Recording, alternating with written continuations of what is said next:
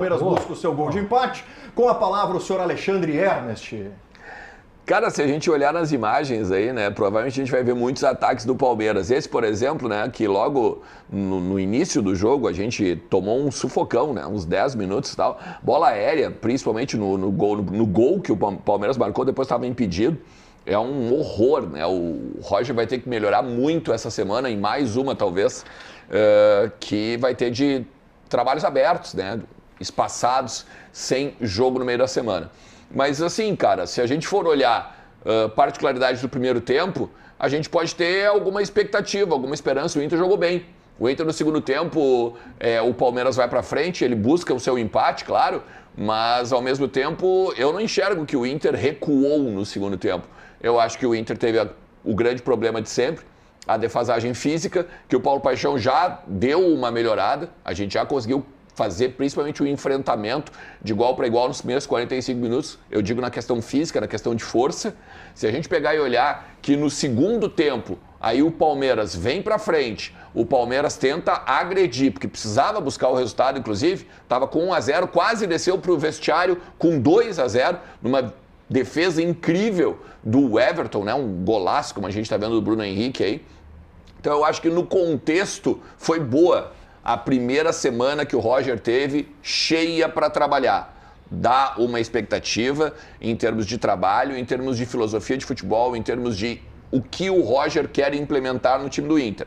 Agora, claro, a gente não pode esquecer que são 11 jogos sem vitória. A gente não pode esquecer que agora caímos na tabela do Campeonato Brasileiro. Estamos sim a 1 ponto do Z4, do 17º colocado, mas que também não podemos esquecer que estamos com muitos jogos atrás dessa galera. Tem gente, o Grêmio passou o Inter, Ernest. Uma galera veio falar comigo sobre isso ontem, mesmo no Beira-Rio.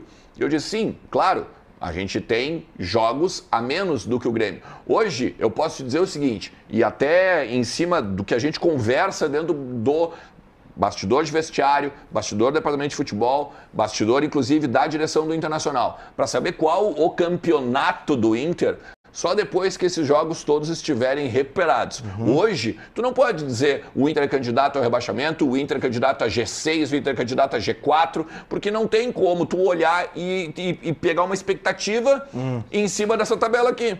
Tá, mas vamos lá.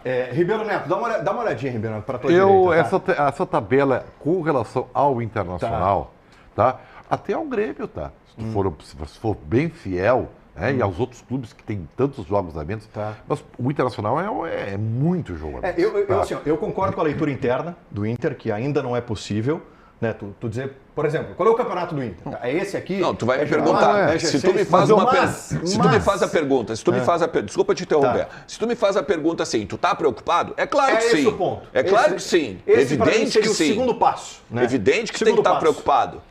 Eu ficaria mais preocupado. Para mim, o segundo passo é esse aqui, Ribeiro. Até que ponto isso aqui pesa? Porque isso aqui está diretamente relacionado a um combo de 11 jogos sem vitória. Eu vou te dizer fazendo uma projeção. Tá. O Inter tem mais uma semana para trabalhar. Tá? E o próximo jogo é contra o Atlético Paranaense no Beira-Rio. Tá. Vocês gostaram da minha blusa nova? Tá bonita. Sim. Tá bonita. Obrigado. Tu vê que puxa pro azul, né? Sempre. Se o Inter não ganha do Atlético Paranaense, aí eu acho que o que tu estás olhando para a tabela faz efeito. Sabe por quê? Porque aí sim, o Inter precisa urgentemente recuperar o fator local. Tá. O Beira-Rio, o Inter conseguiu, nesse período todo da roda de Sansara, entendeu? Fazer do Beira-Rio um campo neutro. E isso aí é terrível. Agora, se eu for olhar para desempenho, eu quero dizer para vocês que o que aconteceu ontem era o que a gente previa. Uma semana de trabalho, o Roger ia fazer o time desempenhar melhor. E queira ou não, o Inter desempenhou melhor. O Inter perdeu de ganhar o jogo. Mas o Elevarense é um perdedor de gols. Tá bem. O Borré acrescentou pouco. Não, mas quem perdeu o gol foi o Wesley. O Wesley perdeu 3 gols. Tá, beleza. Isso é um problema. Isso é um problema. Só que o problema maior é que se você não criar para fazer. Sim. E esse era o problema que o Inter tinha. O Inter não criava oportunidades. Então, hoje, por isso que eu estava brincando com o Ernst. eu acho que tu tem que ter um pouquinho de fé.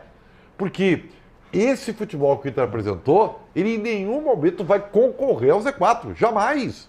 Com esta bola aí, não vai. Olha só. Agora, eu vejo como emblemático o próximo jogo, o Gamba. Sim. Tá? É que assim, porque no Beira-Rio é Ribeiro. mais uma semana de trabalho. Daqui a pouco o Inter já não vai mais ter isso, porque vai ter os jogos para recuperar e vai afunilar. Tá bom. Entendeu? É que o grande problema disso tudo é o seguinte, tá? Se o Inter ganha o jogo ontem, e encerra os 11 jogos e tudo mais, o torcedor ia estar celebrando a performance que teve. O Inter jogou bem.